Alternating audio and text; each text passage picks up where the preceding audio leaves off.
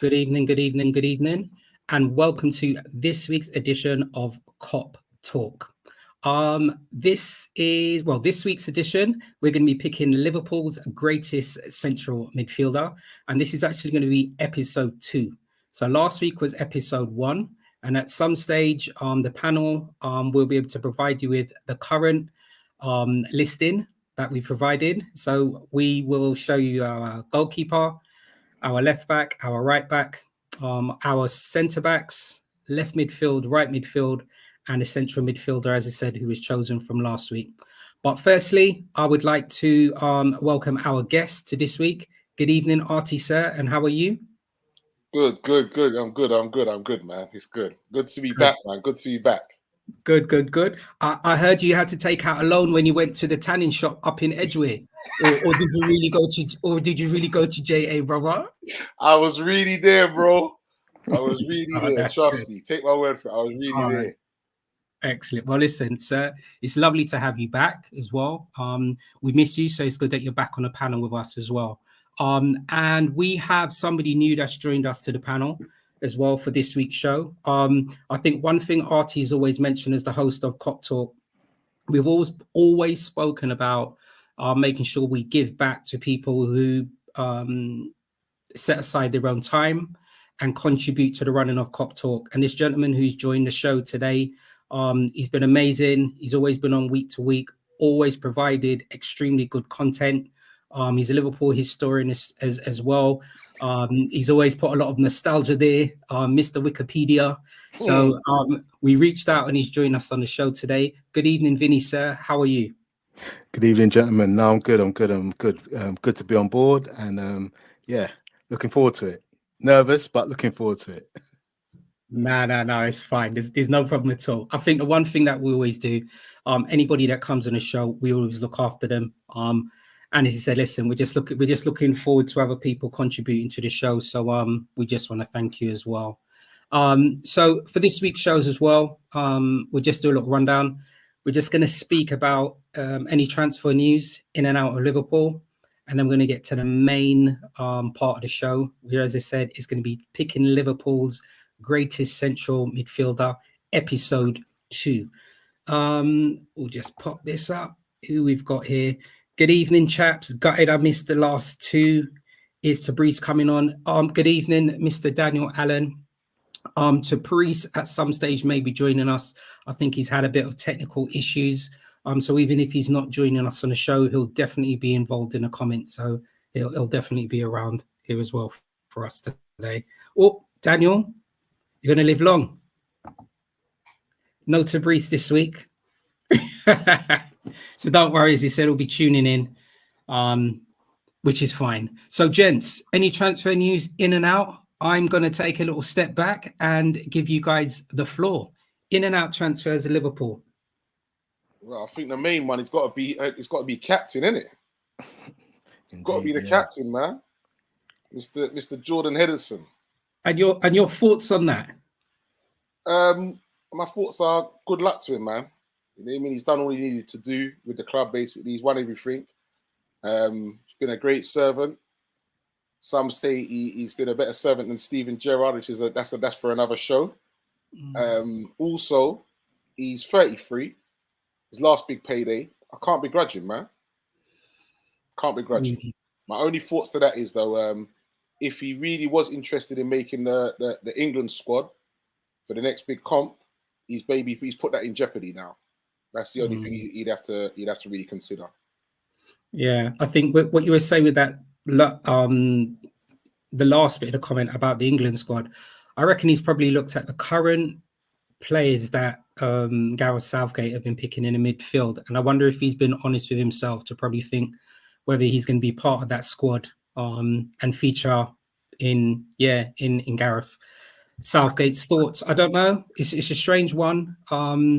Harry Maguire was being picked for the national squad and hadn't been playing regularly for England. It may be that Henderson goes out to Saudi Arabia and it's the same situation where he doesn't have to see him, but because he's been part of the squad that he's picked. I'm not too sure. I'm just putting the question out there. What are your thoughts, Vinny? My thoughts are, you know what, like very similar to Artie. He's had a really great Liverpool career. To be fair, if we look at the fact that he wasn't considered to be or achieve what he's achieved for Liverpool, or even, Mhm. you know what I mean. And if we look at how many managers have picked him, how many managers he's been first choice with for Liverpool, for England, it says a lot about his character. Says a lot about what he brings to a team as well. Um, so from my perspective, I wish him all the best. And I think I think it's a case that with who was coming into Liverpool, it was he was most probably told, look, you know what, you're going to have limited game time. And he most probably didn't want to be a captain and have that limited game time and almost be like I don't know, almost like a mascot sort of captain, if you get what I mean. There to motivate the troops, but not get much game time. So I can understand why this opportunity, once in a lifetime opportunity, setting up your family and your family's family and the next generations of family for a lifetime. So yeah, but all by all means, he's done what's best for him, and that's what you have to do in this. But I think my one thing will be is, and it's the thing which is the sticking point, is whatever we think, whether he's done it the right thing for himself and for his family, the problem is it's looking a bit contradictory in terms of what he was standing for and what he was what he was standing for in terms of what he was representing in terms of LGBTQ and all these sort of things, and then going out there. So that is going to leave a bit of a sour taste in a few people's mouths. And does it taint his legacy? Not in my opinion, but there will be others who have that thought process. I'm going to come back. I'm going to come back to that question. Hold that thought. Good evening, Mr. B. Thank you very much for joining us this week. Mr. B is part of the Man United agenda. Always comes on and provides good content as well. So we deeply appreciate you coming on. Mr. B's obviously mentioned England place ain't in jeopardy, and you're right. I think that's something that we're all nodding our heads at as well. If Harry Maguire is still part of the squad and he hasn't played, then Jordan Henderson might be okay. I thought, Vinny, I'm just going to come back. I haven't got an answer to this, all right? You see, with the contract that Jordan Henderson has now got being in Saudi, my question marks over it are this. Has he gone over to join Gerrard at his team, or has he gone over to the project? All right, because Gerrard's still in his infancy with his managerial. And let's play devil's advocate. What month are we in? We're in July, right? So Jordan Henderson's gone over. Suppose Gerrard gets sacked in October. Jordan Henderson's still over this, so he's not underneath the stewardship of Gerrard, right? That's one little question mark. The other thing is, with Jordan, and this is something I haven't heard, and he said it's a question mark around this, all right? With Jordan Henderson's contract, you know, it's been well documented about him supporting LGBTQ and XYZ. He could actually be going over there to actually speak at a higher football level, or even in the club that he's gone to actually help and change people's minds out there about that. So I know I've been on other forums and it's been the same thing. He's believed in, you know, this community. He's stuck up for them. He could be going out there and also doing that as well. We have no idea. He'll go missing, bro. He'll go missing. He tried it out there, yeah. He'll go missing. They don't play out there, bro. Trust me, they don't play. We have no idea as well. So we got some breaking news here. What's that breaking news there, RT, on the little screen there? Al Efficat have completed the signing of Liverpool FC reserve team goalkeeper Preds for an undisclosed fee. So that's what Preds is. Oh, that's where he is. He's gone for the Saudi money as well. Hey, Preds. He went for the Saudi money. Man kept that quiet because he didn't want to share the paper, bro. All the best, bro. All the best, Preds. Oh, goodness gracious. So there's also talk, Stoney, of we may also lose Fabinho to Saudi as well. So what situation does that put us in there? Because, and correct me, all right, have we probably had 8 players leave in this since the transfer window open? Have we had 8 players leave? And I understand Some of them have actually been squad players. Some of them's contract were expiring. Some of them didn't really contribute much anyway. But with those 8 players leaving, and we've had, is it 2 players coming in? 2 players, yeah. What situation does that put us in? And as you said, if it means that Jordan Henderson moves on, Fabinho moves on, and the possibility of Thiago, I wonder, does that then mean that Stefan's at an advanced stage and he's going to play more games this season? Does it mean that Curtis Jones, I know at the latter stages of last season in the new formation that Klopp was playing, he had good game time. He's going to come off a high from winning the Euros as well with the under-21s. Does that mean he's going to get more game time? Does it mean that Clarkson's Harvey Elliott? So I wonder what's going to happen in that side. Once again, I'm just going to put you out there. What are your thoughts if we lose Jordan Henderson and Fabinho and Thiago? I definitely feel that like there was Curtis Jones, I think will definitely get more game time because of his last like 9 or so games that he played for us in the back end of last season. So he showed that he was kicking on, he was doing bits, he was like the main man all of a sudden in midfield, you know what I mean, and providing goals. And this is another thing again what I talk about. This is what happens when you get game time back to back. Not just, you know what I mean, you come on for 15 minutes, then you don't play the next game, you know what I mean, he brings you in again for another game for 20 minutes or so, or he starts you in a game and takes you off after an hour. When you get solid back-to-back games, you build up a bit of rhythm and you show what you can actually do. And I think this is what's needed with him and with Harvey as well. Harvey was doing that 2 seasons ago and everyone was raving about him. And all of a sudden now people are saying, oh, Harvey's not good enough. Which I don't think is a fair assessment because he's not having the game time that he needs. And also, is he getting the game time what he needs in his correct position to show what he can really do? But I do feel that these Curtis definitely, Bajcetic and Harvey will get a lot more game time this coming season. I still feel that we need to bring in a couple of reinforcements. That position, I do feel we definitely need to midfield, centre back as well. But I can definitely see them guys getting a lot more game time than what they have previously. Okay. And your thoughts on that, Vinny? Yeah, interesting one for me because I think I'm going to be controversial with what I'm going to say here now, in terms of as controversial as I can be, which ain't really controversial. But Thiago, in my opinion, as great a baller as he is, hasn't really brought anything to Liverpool in terms of taking us to that next level. That's my personal opinion. So if he is leaving, I don't think, in terms of what he's contributed, I don't think we're missing a great deal. For example, if you put in comparison what happened with losing Wijnaldum and losing him, there's no comparison, yeah, in terms of impact. So from that perspective, yes, he's talented. Yes, we know he's an incredible baller. But in terms of are we losing that much of a contribution to Liverpool? I personally don't think so. All right, Vin, can we just stick a pin there, Vinny? Just 1 minute. All right. Okay. No, I partly agree with you, but I believe that experience-wise, and if you use him wisely, he could be a big asset. So if you're playing in the big games, and you're winning 1-0, 2-1 or something like that, or it's a tight game, he's the kind of guy you bring on to help you manage the game and keep the ball. I hear that, but he's that kind of baller for me. You maybe not a starter, but you bring him on and say, yeah, all right, look, we need to see out this game last 15 or so minutes. I believe he comes on, he helps us keep the ball and eases the pressure on us. But you can only bring him on if he's fit, and that's yeah. But if you're not starting him in all these games, if he's being used from the bench all the time, then hopefully he will be fit.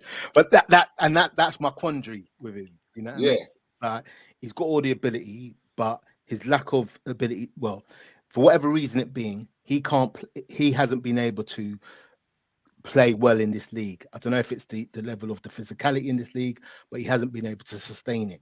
And obviously he appears to be injury prone. So for me, that's why I would say I don't think we're really missing out. The other secret to this, I think, is Trent coming into the midfield, because that is what I think is going to happen. So maybe this is why, even losing the amount of midfielders we have, right, we might get another midfielder in, and it might feel, well, hold on, we've had maybe 6 go out, but we've only got like 4 come in. I don't think it's actually going to be that big a problem. I think Klopp has got a very different sort of plan ahead for the new season. Mm-hmm. That's interesting on that point, isn't it? We'll Just before I see Artie nodding his head there, I do apologize, Vinny, for cutting you. Continue, sir. No, that's good. I'm good there. Okay. Sorry, good evening, Mac. And Mac has really elaborated on what Artie and Vinny have been saying. So regarding Thiago alone, training with him and playing with him took our possession play to another level. So I have to disagree on him having no effect. And you know what, I think, Mac, I think we've mentioned it on previous shows as well. This is the beauty of football. It's about opinions, and everybody's opinions and everybody's thoughts and everybody's viewpoints are all valid. With that, the comments that Artie and yourself have just made as well. If Thiago does move on, in addition to the other midfielders, our midfield is even more threadbare as well, then, isn't it? And you know, I think even with this situation, the pending situation as to whether the 3 midfielders are gonna depart, which is clear that 2 of them are. Klopp usually likes purchasing players as soon as the transfer window opens. So what then happens to us? Our club now have to then, if there was 2 provisional other targets or 3, we have to start looking at them, because we definitely can't just start the season threadbare. We definitely can't. No way. So there's that. Well, I then wonder what level players are then going to come in, because as we mentioned, Thiago is more of a squad player. I think we could all agree on that, right? Fabinho had a lot of game time. So does that mean we're getting another player equivalent to a level of Fabinho that's then going to be pushing for a lot more game time? And the same thing with Jordan Henderson as well. I think that completely changes the dynamic of probably what we're looking for to start the season. If we're looking at Lavia from Southampton, the one good thing with that is he's already played in the Prem. Yeah, he's Prem ready, because obviously that we've got like 2 weeks to go before the season really kicks off. So it's not like bringing somebody from abroad and, you know, they have to acclimatize and whatever. He's already played in the Prem. He knows what the Prem's about. So he should be able to come in and slot right in straight away. But I would like to think that any players that we are going to bring in now, especially if we do lose Fabinho and then maybe Thiago, that they are going to be players who are fighting for first team football. I don't want them to be just squad players. I want them to be proper fighting for, like, you know, manager's got a headache scratching his head, like, I've got 2 big players here. Who do I pick in this position? We need starters. Yeah, I don't think both will go. I don't think both will go. I think if one goes, one stays. Well, Henderson's gone. No, I mean between Fabinho and Thiago. Oh, I mean, okay, yeah. I don't think both go. And I think one may go and one may stay, but they both won't go. I'll be surprised if both go. So I can probably see Fabinho go in, because I think there's been 3 clubs within Spain that have expressed an interest in Thiago. But you see, my concern probably would be with that as well, as you can probably imagine. If it was, well, Henderson's gone anyway, right? So if it was Fabinho that then goes as well, Thiago, for various reasons, didn't play as much game time. So then we've got another carrier. We're carrying another player that we don't know what his body's going to be able to actually do for us next season. And that's where I think my concern will be. Obviously, I mean, we know we still got him in the club for his experience and XYZ, but we want him on the pitch. And if his body's not up for it, for me, that's another question mark. My main concern. But on Lavia, if any of you guys can kind of extend on that, Vinny, what's your thoughts on us with being linked with Lavia? Yeah, I'm quietly impressed with it. I would like to see him come on board. I'd like to see what he can bring in a Liverpool team, and then it takes the excitement of that midfield to a new level. Do you get what I mean? And it's like where we were last season, this time last season, or not even this time last season, maybe a quarter of the way into last season. On this chat, we were always talking about midfield looks gone, looks dead on its feet. All of a sudden now, It looks re-energized, brand new ballers, brand new energy, brand new levels of intensity. All right, they may have not played together for Liverpool, but that's the whole point of this rebuilding and transition process. Do you know what I mean? It's like last year we were saying we was in a transition process, but it seemed to be moving slowly. Now we're looking at it and like it's like an express at the moment. So it might take a little while for us to become consistent, and I would expect us to be challenging this year.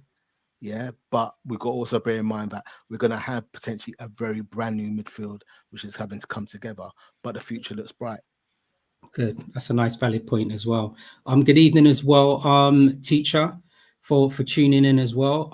We will buy one midfielder if you're able to teacher, because I know you've just tuned in. If you can actually put in a comment the 3 midfielders you personally would like for Liverpool to purchase. Okay, so that's whether we've been actually linked with them, or Yo, whether we ain't got them kind of money, bro. Teachers coming to the borders for you there, bro. I tell you that now. We ain't got them kind of P. Just drop that in the comments. You'll be talking some Monopoly money. I know. So while teacher's thinking about the 3 midfielders that he would like for Liverpool to purchase, we're just gonna focus on the main part of this week's show. And he said we're picking Liverpool's greatest central midfielder, episode 2. So I'm just going to present something to the panel and everybody else viewing at the moment. And I just want you to tell me whether you can see it. Hold a minute. Let me just try something here. Okay. Is it up on your screen? No. Yeah, it is now. Yeah? Okay. So when Artie originally presented the idea to the panel, and everybody tuning into Cop Talk, the idea was that the panel will week by week, position by position, have a discussion about a series of players that have played for Liverpool from a certain period of time up until the current date. All right. So I think there was a lot of discussion, but we agreed as a panel that our goalkeeper would be Ray Clements. There was a lot of discussion about who our left back was. I was outvoted, but the panel agreed it would be Andy Robinson. We agreed our right back would be Phil Neal. We also agreed one of our centre backs would be Alan Hansen. And there was so much discussion about who Alan Hansen's partnership would be in Mark Lawrenson. Vinny, hold that thought, because I know you want to comment on that. Our left midfield, we all agreed was John Barnes. We had Mo Salah, and one of our central midfielders was Steven Gerrard. So even though I know, Vinny, you had been part of the other side of it because you were tuned in and providing your comments, how does that current team to you, now you're on the show and the panel, how does that seem to you at the moment? I can't lie, it's looking special. It's looking special. And when we get to the other midfielder today, it's going to be an interesting conversation. And then when we get to the up front, when we get to the centre forwards, that is going to be whoever's in the conversation those weeks. It's going to be controversy. Yeah, there's a lot to choose from. There's a lot to choose from. Yep. So, but yeah, and I think I weren't happy with I weren't happy that Lawrenson got picked ahead of Hupia. Go ahead. And as he said, now you had the opportunity, because we spoke about this off air. So now the platform's yours. Would you like to provide or elaborate your thoughts on that? Yeah, and it's not to take away from Mark Lawrenson as a central defender, right? I think at the time that he was playing for Liverpool, I think he was even regarded as one of the fastest centre backs in the league, which is saying something at that time. You know what I mean? His recovery and so forth was really good. And I think he started out as a winger, actually, Lawrenson. But I just think that, it's just my own personal opinion. I think Sami Hupia is so underrated as a central defender. When you talk about the likes of, in that period, you had what's his name? You had Campbell, you had Ferdinand, you had John Terry, you had Ledley King, you had all these sort of the central defenders. But I think Hupia is so underrated. He could play, he could defend, he was good in the air, he had everything. I just think the fact that we weren't dominating in the league or weren't even contending frequently enough in the league as a title challenger goes against him. But I think he's really due. I think it also went against him that he didn't play for one of the big countries. Yeah. I think that was also another thing. Yeah, definitely. So you can see the task, the extremely hard task we had at hand. So I think it was one of those as well. I think we're almost looking at partnerships as well, and pairings that would almost complement each other. And that obviously takes us on to this week's show as well, because we all know how dynamic and box to box and the leadership qualities that Steven Gerrard possessed when he actually played for us. But now I think for this week's show, we're going to be looking at a midfielder that can almost complement Gerrard in the middle of the park as well. So there's a few players that are open to discussion. As I said, we're always quite conscious of the time. If we were to leave it as open as possible, we'll still be speaking until... Don't forget, Stoney, that teachers answered your question, yeah? Also, Mac has interjected as well with what you asked him, yeah? He has. Okay, then. So, all right, brilliant. Okay, so thank you very much. So before I go on, then let's see. We have got... Oh, wow. So we've got Luis Alvarez and one left field swap. Who's this? Sousa. I need my glasses. Sousa. Are we familiar with those? Mac, elaborate on those players for me as well, please, if you're able to. We're going to keep the chat open. So even if we do start speaking about the midfielders as part of this week's show, if you can please elaborate on those three players you've actually put in the comment.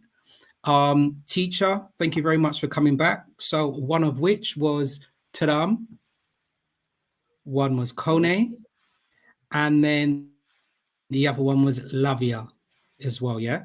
I wonder if the Thuram and Kone, they both played with the under-21s, didn't they? I think Kone had to come home early for a slight little knock.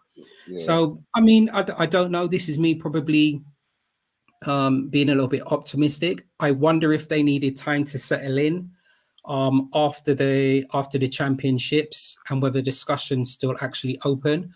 I'm going to be very honest. I haven't managed to see any of their preseason. I mean, the clubs that they actually played for, their preseason games. So I don't even know whether they've been part of the squad.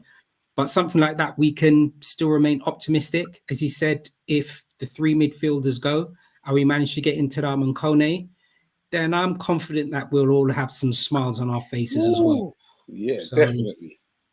Yeah. All right. So here we go. Thank you very much, Mac, for commenting. Florentina Luez, almost like a younger Fabinho, strong, fast, and plays for Benfica. So you have to do my homework. Oh, yes. I know he's talking about that. Yeah. He's a baller. He's a baller. Okay. Good player. All right. So I definitely have to go away. I have to do my homework on this. And for me, I'll be able to respond to this next week, Mac. So don't forget, everybody, like, share, and subscribe to Cop Talk. We'll be on as normal next week, Thursday at 10 o'clock. Mac, it seems like you're new to the show. So please, sir, don't forget to tune in back next week. I'll be able to give my little research and what have you on this player that you've enlightened me on here. So that's a good one. But yeah. So the players, we've got 1, 2, 3, 4, 5, 6, 7 midfield players that we're going to open for discussion as well. I managed to speak to somebody that usually tunes into our show quite frequently, Mr. Billy Smith. And one of the things Billy mentioned as well, he said, Stoney, it's really good to be enlightened by some of the players that have played for Liverpool from the past. But he said, you know what the problem is for him, that is? He said, I'm too young. He said, half of these players I don't even know about. But I said to him, that's a good thing. That's also a good thing. Remember, Liverpool and football did not start when the Premiership starts. We say this every single week. Yep. So, you know, we're going down memory lane along here, you know, when flares and afros and some of those other things that I've seen on the internet that people used to wear. Farris and Gabici. Something like that. Something like that. So, first player that we're going to think about that's going to feature for this week, as I said, it's going to be 7 midfielders.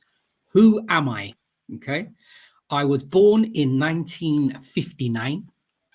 I predominantly played in a central midfield position for Liverpool, but also played right midfield for Liverpool as well.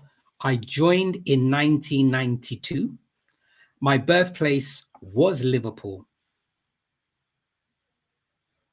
I won, let me see what this player actually won. He actually won 2 European Championships, 1980, 80, 81, 83, 84. He won 3 League Cups with us, 3 English Super Cups, and 4 League Cups. Sammy Lee? Sammy Lee. Sammy Lee. Sure, Mr. Sammy Lee. He bounces on the ground. Sammy Lee. So we reckon Sammy Lee, as you said, I think we've mentioned on previous shows as well, Sammy Lee had an opportunity to play junior 80s when I don't think there'd be much people that will disagree with this, and I'm not just speaking because I support Liverpool, but Liverpool basically ran the 70s and 80s. So Sammy Lee would have been part of that very, very, very strong 80s squad. Where I'm not going to mention too much other players because they're going to feature afterwards in the discussions as well. Little pocket rocket, Sammy Lee. He basically spent the majority of his career at Liverpool. But in saying that as well, he managed to, I think he only managed to have 3 English caps. Yeah. 14 English caps. All right, that's fair enough as well. So yeah, played for Liverpool. Short period of time at QPR, Osasuna, Southampton, and then over at Bolton. So Mr. Sammy Lee, would he feature in our top 10? Is he part of the discussion to actually feature alongside Steven Gerrard in our central midfield? I open the floor to you guys. What are your thoughts? Sorry, he's not making my top 10. As much as you've got to love him and what he done for the club and whatever, he's not in my top 10. Sorry. Would you like to elaborate on that? There's too many other players that are head and shoulders above Sammy Lee for me. Head and shoulders. And this is a key thing here, right? And I know you're going to have an opportunity to speak about this, and we're going to open the floor to Vinny to speak as well. What I think has really been interesting and nice about when you originally mentioned about creating the greatest Liverpool team, RT, was it hasn't always been about the amount of honours then that players have actually won as well, or the impact that they've actually made when they've played for Liverpool. Because as you said, if we're going back to Sammy Lee there, he won the league 3 times, Super Cup 3 times, League Cup 4 times, but he's still not in the equation. Nah. Sorry, Sammy Lee, if you tuned in. RT doesn't agree. Like you said, you know what I mean? He played as part of a great team and that. But as for being that great player, he deserves to be in like your top 11. Sorry. No conversation. Not for me. Okay. What are your thoughts on Sammy Lee, Vinny? Yeah, I'd have to agree. I think the thing about the Liverpool team in the 80s as well. I was very young, very, very young. So in terms of seeing Sammy Lee at his best, I most probably wouldn't be old enough to remember it. But I think whether we like it or not, until Doug Leash came on the scene, the Liverpool team was a very workman-like team. Yeah, very workman-like team. Really good, skillful footballers, but very, very little on the flair, inventive sort of style of play. And I think Sammy Lee fits into that mold. Very, very workman-like. Yeah, so he would have had a good career at anywhere. But in terms of what we're looking for, in terms of greatest 11, he's not going to be in that. And in terms of being in terms of like what Artie said, in terms of midfielders and greatest midfielders to play for Liverpool, I wouldn't have him in my top 10. No, but outstanding career. and there's nothing wrong with that. Yeah, I fully agree. Yeah. Okay. 100%. Brilliant. Okay. Well, as I said, I'm not here to disagree much. I'm just here to put these players out and see what you guys think. So what I'm going to do in terms of Sammy Lee, I'm going to move him to the back. So he's not going to get no bulla. He's not going to get no cheese. No. He's going to get nothing to wash that down at all. Right. So he's not even in the conversation. So this next player, central midfielder as well. Another player, as he said, who played with us during the 70s and the 80s as well. Ended up between the 70s and 80s. Period of time that was with us, he won 4 English Cups, UEFA Cup, 4 Super Cup medals, the Milk Cup, UEFA Super Cup, and 3 Champions Leagues as well. Mr. Jimmy Case. And I'm going to be honest, when I was actually going back through as well and looking back through the honours and how Jimmy Case actually played as well, you are now looking at another serious contender to having a conversation to be part of the midfield with Liverpool. I know when he left us, he ended up going to Brighton. I think he ended up playing for Southampton. Afterwards as well. Ended up playing for Southampton as well. But going back to what I was saying as well, if you're looking at somebody who played for Liverpool and you're looking at a person who's left with serious honours, like serious honours, Jimmy has to be in the equation. He also had a nice long curly, you know what I mean? Curly, not curly perm as we know curly perm, but he had a perm that was curly. Jimmy Case, is he in the conversation? He'd be in my conversation for definitely up. He'd probably be somewhere up in my top 6, 7. Definitely. Big boy baller, solid as well. Solid as a rock as well. Definitely. Yeah, no, he'd be up there. He'd be up there in my 6, I reckon. And for a lot of some of our youngest players, if you're looking at a midfielder who was quite commanding, quite authoritative, quite combative as well, you're looking at Jimmy Case.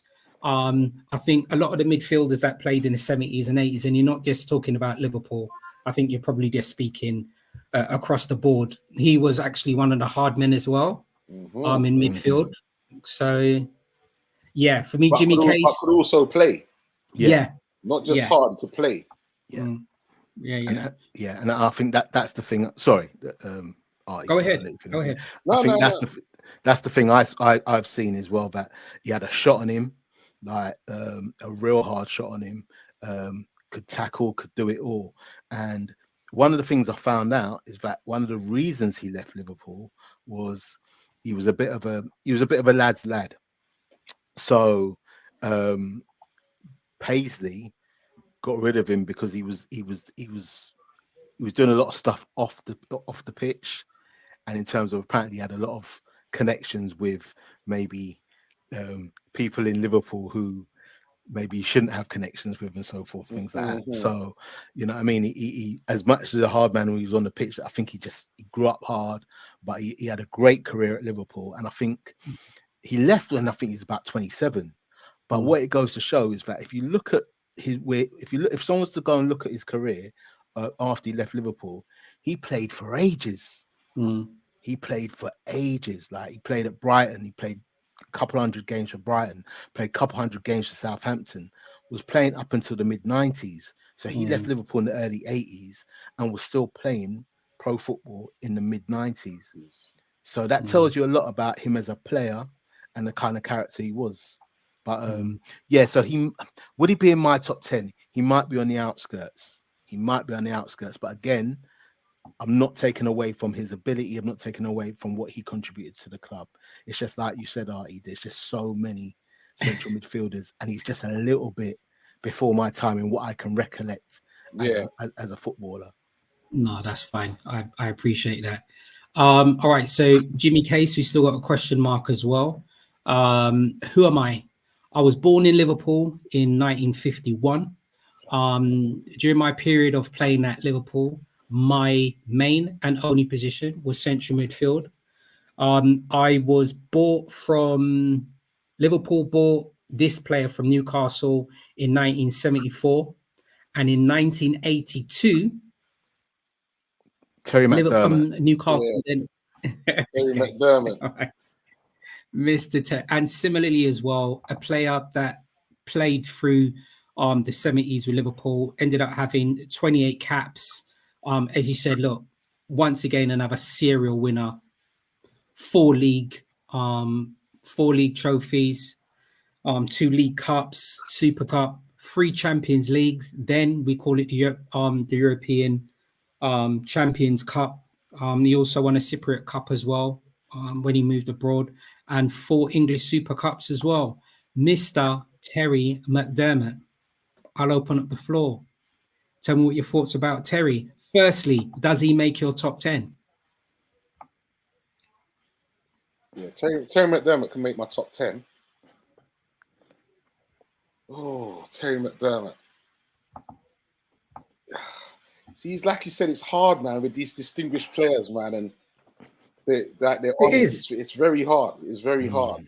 Like there's just so many to choose from, man. And you know what? You tend to sometimes allude to players who are similar to yourself, who play to yourself.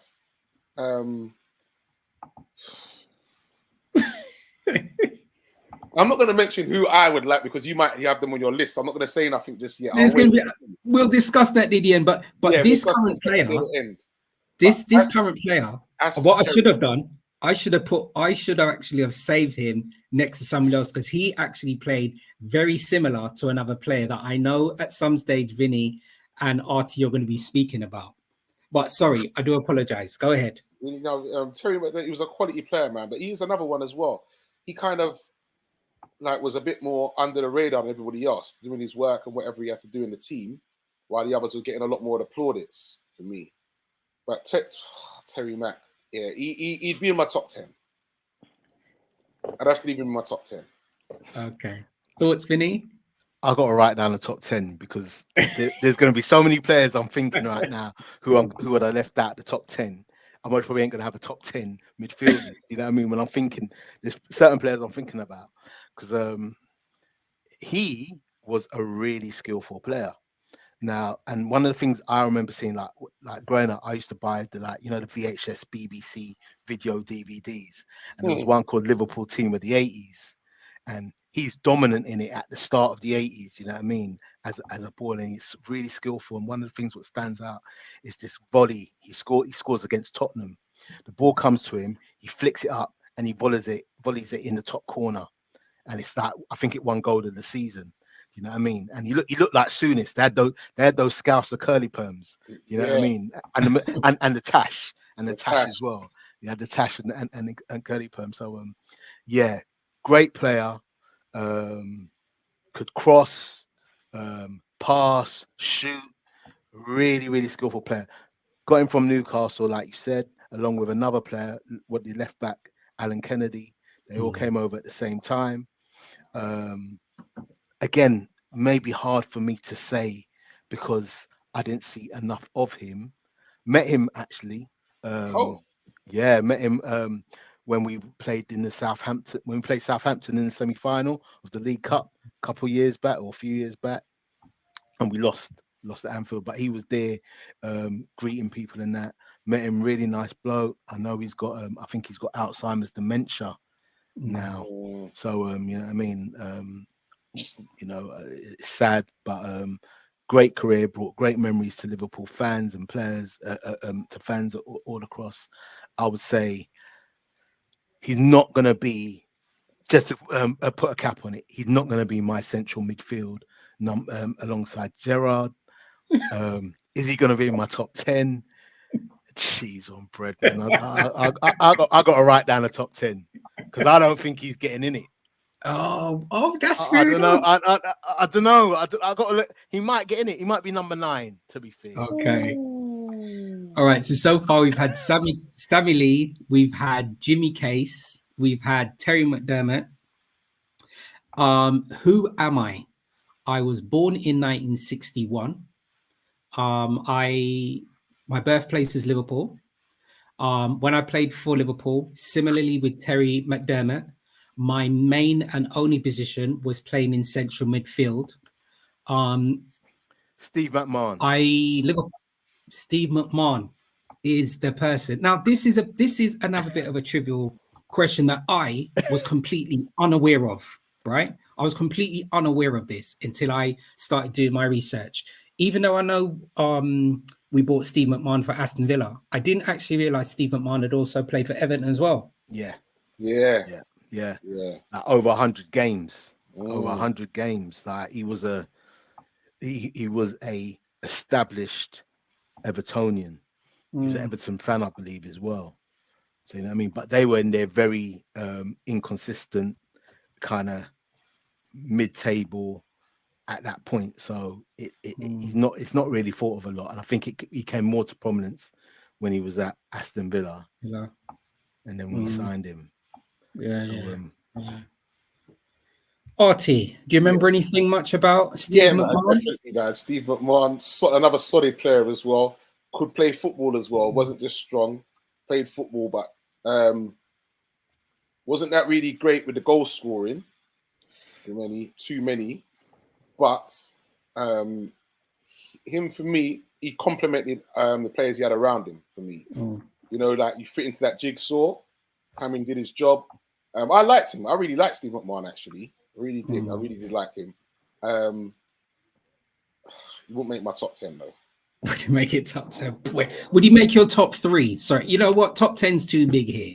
Would he make your top 10, Vinny? No chance. No, he's not getting in my top 3. He might get in my top 10, though. I can't lie. And a couple of things, again, things what stand out in your memory, right?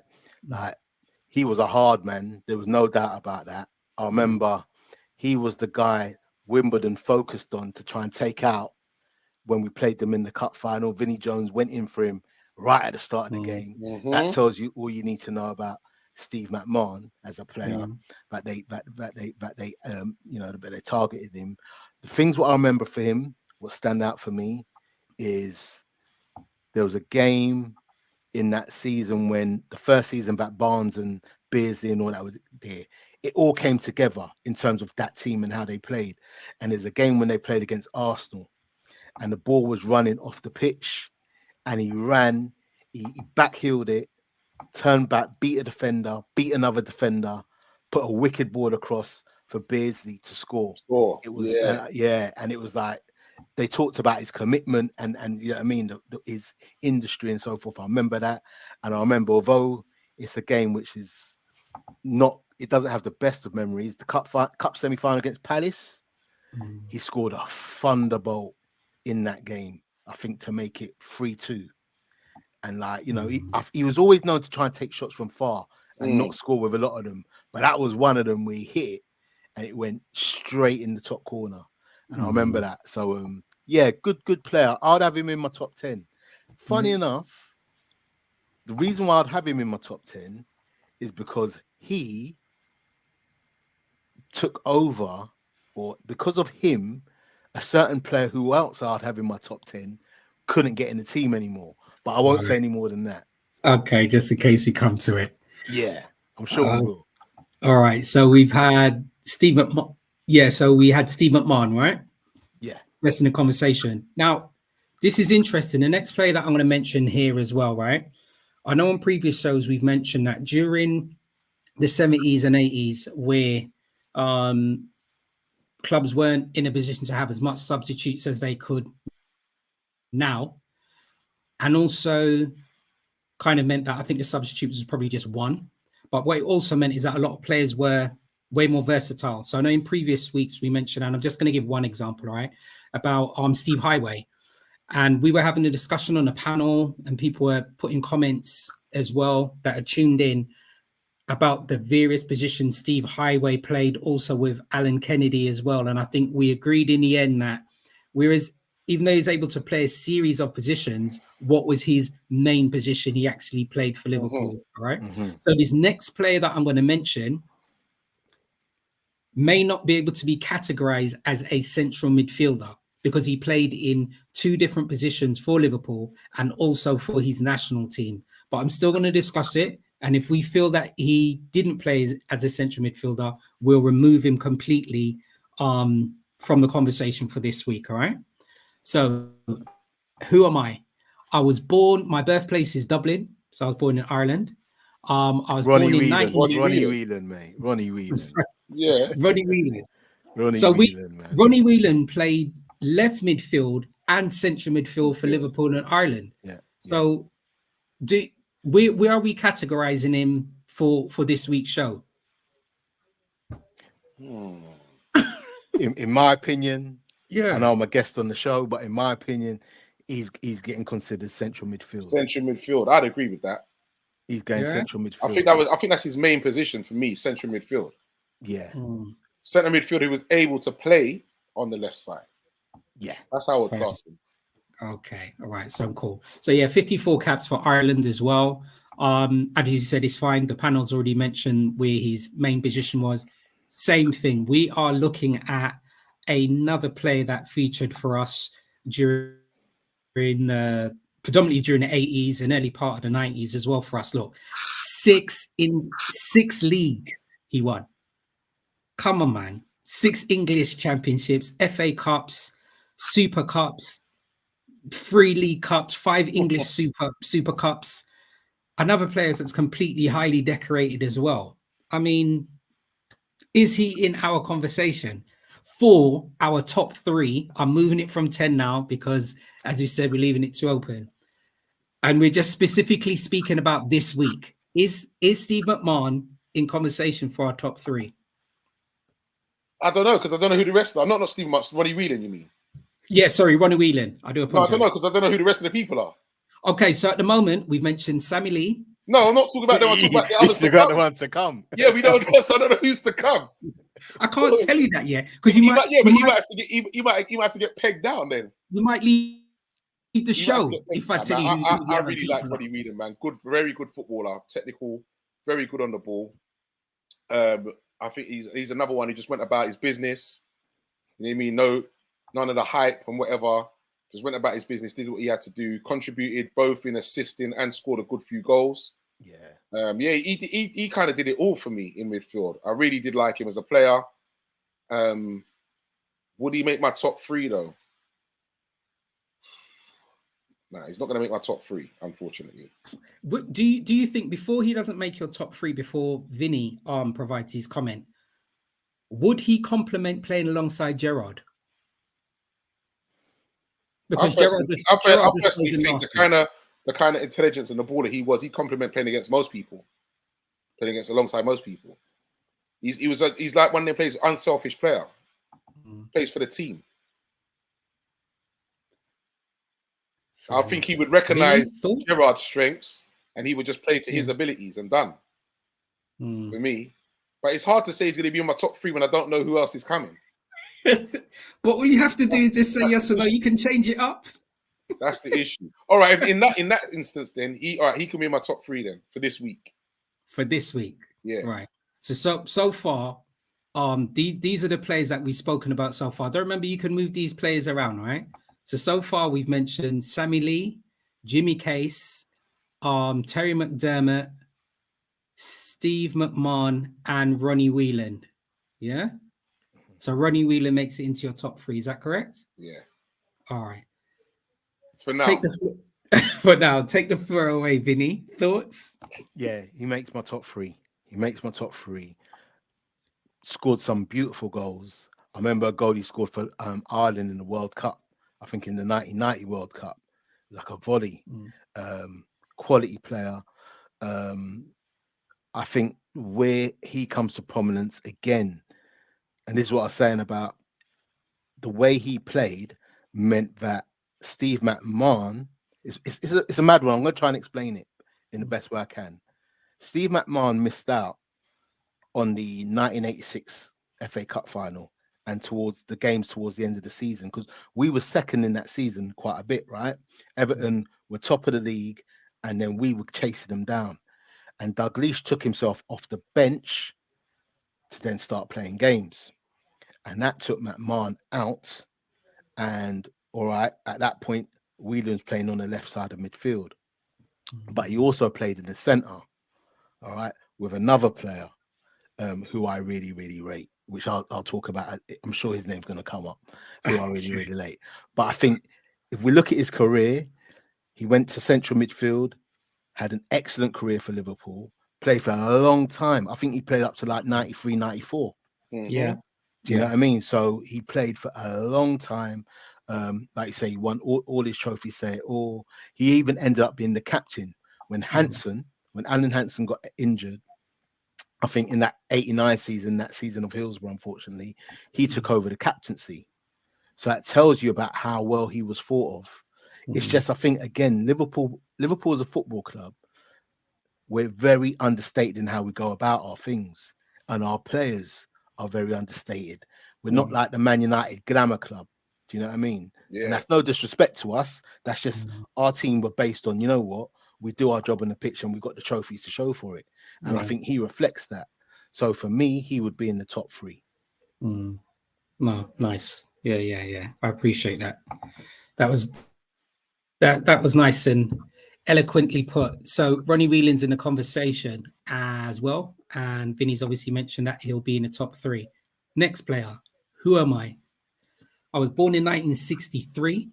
I have a Danish citizenship, and I was purchased from Ajax in 1984. Jan Molby. Mr. Jan Molby. For some of our younger viewers, okay, Jan Molby played in a time we were talking about tight shorts. He made them look even tighter, though. I'm telling you, if Nike had a slim fit, those times it wouldn't have worked. If you're looking at a player that we're talking about ball distribution from standing positions, okay, you're looking at a man who had a different stature to how football players are now. So he didn't have a football physique, but if you are looking at a technically gifted player, bearing in mind as well, he played for us in central defense as well. And it's an interesting one because when we did have our show about the centre backs, I was going to try and add him in here to try and be provocative, but this wasn't his main position. But Jan Molby did obviously play, the left side and right side of our centre backs for us. He played number 6 CDM, but primarily he played in central midfield for us. Artie, what are your thoughts and memories of Mr. Jan Molby playing for us? Baller. What? I'm absolutely magical to the eye to watch, mate. Graceful wasn't the word. He made the game look so easy. When you looked at him, like you said, he didn't look like a baller. People think, oh, I'm not worried about it. Listen, that guy got the ball. Different gear, mate. Different gear. His technical ability was levels. I'm telling you, levels above me. He's another one for me, massively underrated as a Liverpool player, as what he should be. I loved watching him play, man. Seriously, I absolutely loved watching him play. Class of footballer for me, mate. 100% he's in my top 3. Oh, no lovely. Good, perfect. No buts, mate. Quality. Thoughts and memories from yourself, Vinny?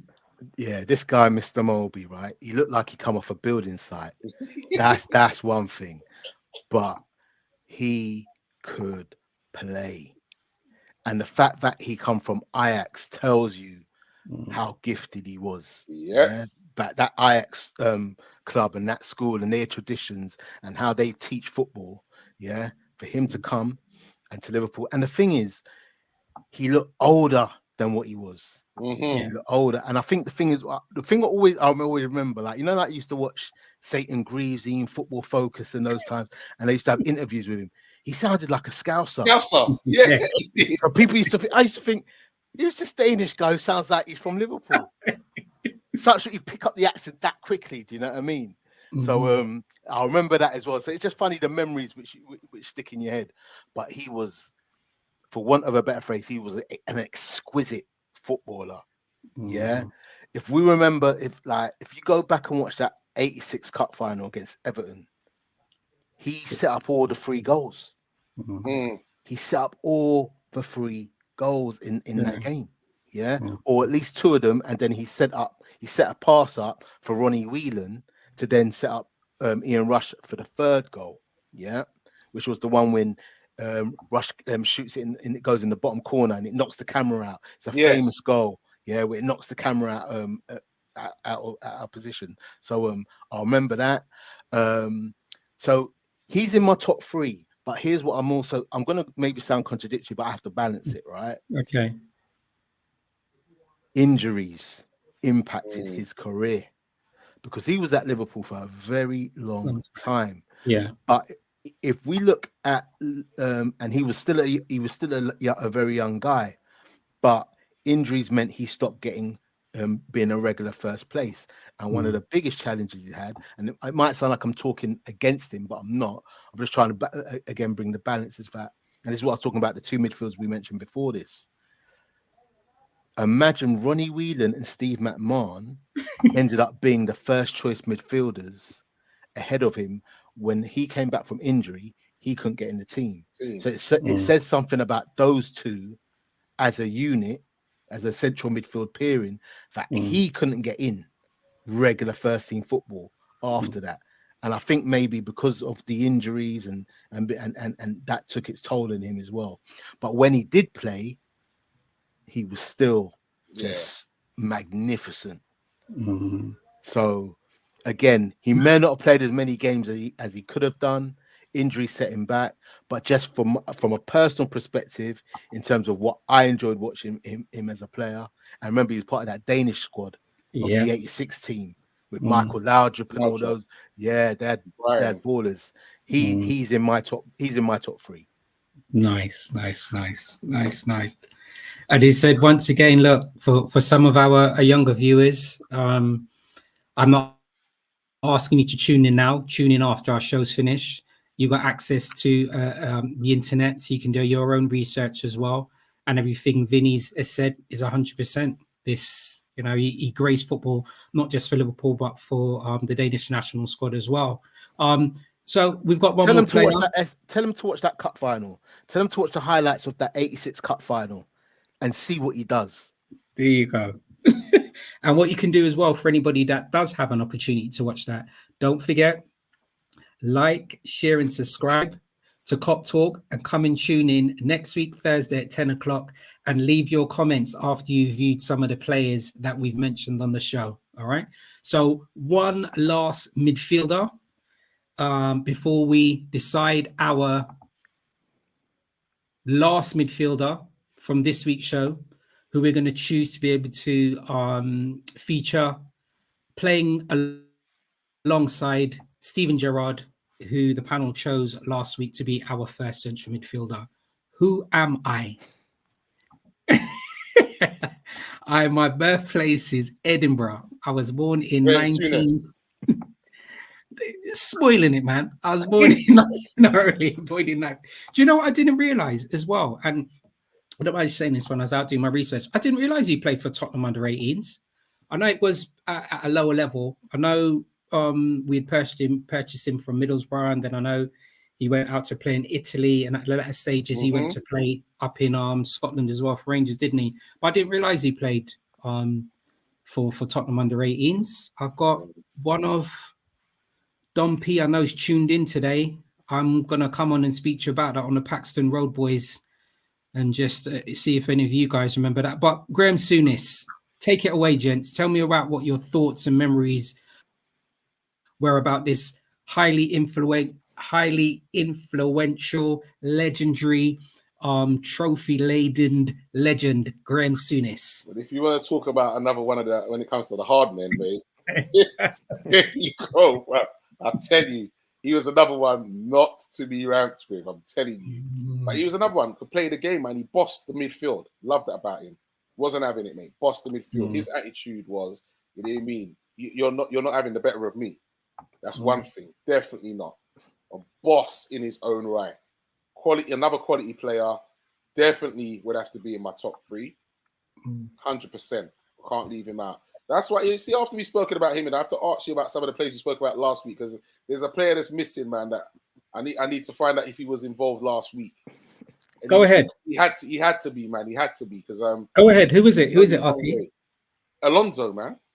Of course it was. Oh, I was gonna say. Xabi was in. The reason why Xabi was in, if anybody has an opportunity as well, go back and look at last week's thumbnail, and you'll see who the main picture was. It was Xabi Alonso. Xabi, even though I know we're speaking about this week because this is episode 2, Xabi Alonso in comforted. We've spoken about last week and this week about some absolutely amazing midfielders that played for Liverpool. But if you're speaking about a midfielder that I personally fell in love with, that I was in still disbelief that we purchased him for Real Sociedad, I was in disbelief. For me, it was Xabi Alonso. But the panel, rightly so, agreed that it would be Steven Gerrard. But Xabi, for me, that's why he had to be on the thumbnail. So yeah, he was spoken about last week, sir. He's definitely right. Just before Vinny makes his comment actually about Graham Souness, what current player now playing for some of our younger viewers played similar to Graham Souness, RT? So for some of our younger players that wouldn't have or may not recall Graham Souness, what current player, and we're talking about, globally. Globally. What's the closest player that, if you can speak about how Graham Souness bossed midfield, so at least then they can have like that trigger to say, oh, that's what he played like. Because I was trying to think in my own head. I know midfielders have changed the way they actually play. Yeah. And I just could not think of one midfielder that played like Graham Souness. I couldn't, and I wanted to try and bring it to the show, but I had no idea. Yeah, that's a hard one. That is a hard one. I had no idea. But Vinny, I don't think there is one right now, because I think the game's changed so much. Yeah. In terms of the way people play, I don't actually think there is one. I really, really don't. This guy was a winner at all costs. Yeah, he weren't having it in any shape or form. But he could. The thing is, we talk about his hard man and his tackling and his temper, but it kind of overshadows his ability as a baller. He could shoot, he could pass. He was Steven Gerrard before Steven Gerrard, if that makes sense. If that makes sense, you know what I mean? If we look at as we're talking now, if we look at the fact that, yes, we talked about the midfielders like McMahon and Whelan, which we had, and Mulby, so we were able to be successful after Souness, but Steven Gerrard was the closest, I think, we had to Souness. Gerrard might be a little bit more skillful, if truth be known, and could play maybe more positions, right? I think that's to be fair. But this guy was a player. There's a goal he scored in some goals you see him scoring in the European Cup. He scored a hat-trick with these mad shots. I've forgotten who against. I think it's like 1984 European Cup or 82, one of them, but he scored some mad goals. One thing I remember is something when he I think he was playing for England, Scotland, and this thing will always make me laugh. He got into a tussle with Ray Wilkins, and I think Ray Wilkins tackled him a certain way, and he turned around, he stamped on Ray Wilkins' foot, and the referee came over to him, and he was pleading that, look what he done to me, look at my shin, this is why I done it. And I was like, this guy, he's hilarious at the same time. Hilarious, the way he was like, look what he done to me. When you saw blatantly what he done to Ray Wilkins, you know what I mean? So he was a dirty player as well, he could put his foot in, but he's definite in the top 3. He's number 1 of the 3 this week for me. Okay, right. So we have, let me just bring this team back up for us. Let's see. So let's go and present. Let's see where we're at.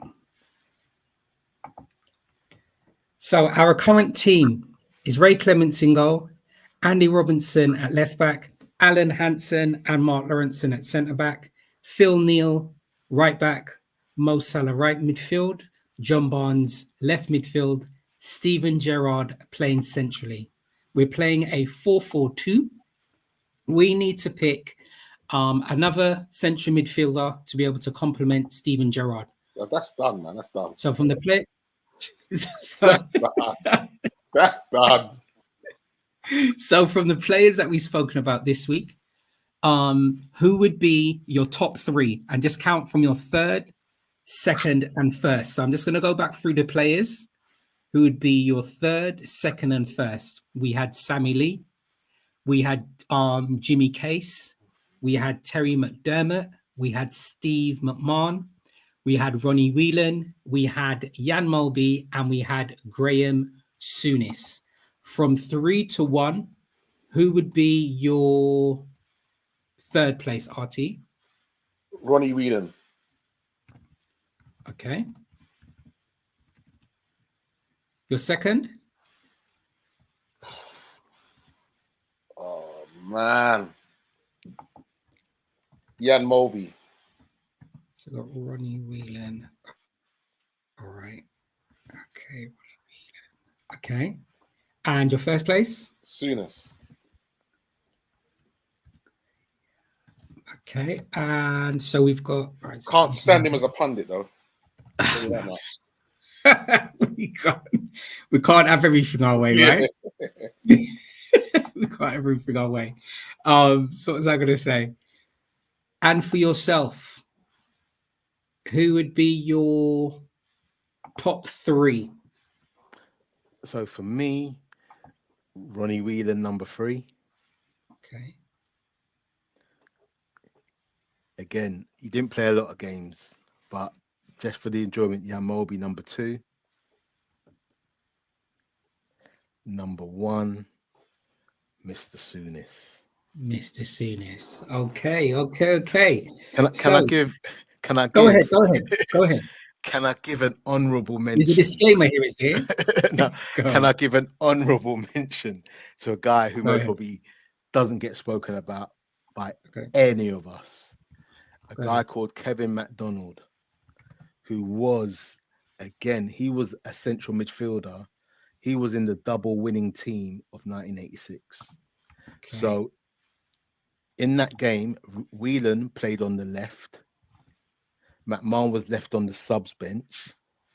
And the midfield was Kevin MacDonald. The central midfield pairing was Jan Mulby and Kevin MacDonald. And Kevin MacDonald played a little bit further back. He was the kind of holding midfielder, which allowed Mulby to go forward. So, but he doesn't get mentioned a lot by anyone because I think injuries again just ruined his career. But just an honourable mention to him because he's part of a double winning team. Do you think that's been a key feature to some of the players that we've mentioned so far in Liverpool? And if you think of it, right, we've actually moved bar goalkeeper. We've actually spoken about, as I said, all along the back four, and now we've obviously spoken about the midfield as well. I know injuries take place with lots of teams, but it just seems to be that reoccurring thing with us here when we're speaking about players, that those injuries, what's that about? Is it the way we pick them? I think for some players, it might just been lifestyle. For some, like for the players from the 80s and maybe the 90s, I think it would have been lifestyle. Yeah, because it was well known, obviously, in football fraternities, it was very much a boozing culture, isn't it? Yeah. Oh. Up until the European managers came in and changed things. So I think there's a lifestyle element to that. Also, they would have been, football was hard. So these people and the pitches were terrible. That's what I was going to say. Definitely, pitches much different. So and the way the game was played was so different. So in terms of the that's what I think, and I think what's happening with Liverpool now, it's not the pitches, it's not the lifestyle, it's just the intensity of how we play. Mm-hmm. We and I know we've talked about it when I've been on in the chat. We burn our players out because of the intensity. So yeah, that would be my thoughts. Okay. All right. Well, so we have added Graham Souness to the fold. So yeah, our team as it stands: Ray Clements in goal, Andy Robinson at left back, Alan Hansen and Mark Lawrenson at centre back, Phil Neal at right back, John Barnes left midfield, Mo Salah right midfield, Stephen Gerrard and Graham Souness in our central positions. I can only thank everybody for tuning in this week. Don't forget to like, share, and subscribe. Vinny, I can only thank you for tuning in. How does it feel coming on and joining us on Cop Talk? I believe it's your first time coming on. Just give us a little outro before Artie gives us his closing words. Yeah, no, it's been fun, gentlemen, and really enjoyed it. Like I said, a bit nervous at the start, but I think sometimes when you get talking, you forget you're on camera. So I've got now, if I watch this back, I'm gonna see all this body language, and I'm like, oh man, why am I doing this? Why am I doing that? Why am I skinning teeth so much? You know what I mean? But yeah, no, it's been really, really enjoyable, and yeah, this conversation and this topic for the last few weeks, well done, gentlemen. You've really picked a very, very good topic, and I think whenever there's breaks or seasons like this, there's more you can do on these things to explore, man. So well done, and the team is looking fire at the moment. Yeah, it is. That it is. So in closing, Artie, as you said, first again, we mentioned it at the beginning of the show. Thanks for coming back and joining us. Artie will return as being a host for Cop Talk next week, Thursday, at 11 o'clock. So I said, like, share, and subscribe. And Artie, we'd just like for you to have the closing words on this week's Picking Liverpool's Greatest Central Midfielder, episode 2. But you can end and close your show for us this week, sir. Thank you very much, Stoney. I must say, yeah, man, a massive, massive shout goes out to Stoney in holding down the fort and doing a brilliant job while I've been away during my holidays, man. I did manage to catch one of the first shows when I went away. I caught a good bit of the show still, about a half an hour of it. Wanted to jump in, you know what I mean? But I was on the plane, so it wouldn't have been a good look still. But yeah, it was wicked, man, to see him up now. But well done, man. Done a brilliant job. It's been great. And there's still other players that I would still like in there. It's hard. You know what I mean? You're still thinking, oh my gosh, should I have this player in there? But it's been a brilliant topic for me. Brilliant to talk about it with other people. Brilliant to have someone like Vinny on as well. As you see, before you say 2 words, he knows who the player is. His memory of certain moments that happened as well is tremendous. So when you hear them things, it brings you back as well. It's always great. As they say, each one teach one, man. So that's been brilliant, I must say, man. And learning about some older players that I didn't really remember, that's been brilliant as well. It's been great, man. I can't wait to see what happens now with the front 2, because that, for me, it's going to be, that is going to be I think that's going to cause some controversy, definitely. Yeah, definitely. With the front 2. But yeah, man, I can't wait. I'm looking forward to next week, man. Oh, brilliant. All right. So next week we'll be picking Liverpool's greatest forward. And I think we're going to do it in 2 episodes, because as Artie said, the forward strikers, whatever you want to call them, that have played for Liverpool over the years, wow, there's going to be a lot of conversations. So I think we're probably going to agree as a panel, and we'll probably split it. We'll do an episode 1, which will feature 1 week, and we'll choose a forward or striker, whatever you want to call it. And then the following week, we'll do the same thing. So don't forget to like, share, and subscribe. Gentlemen, don't forget to stay on the show so we can have a little talk. And we're going to do a countdown.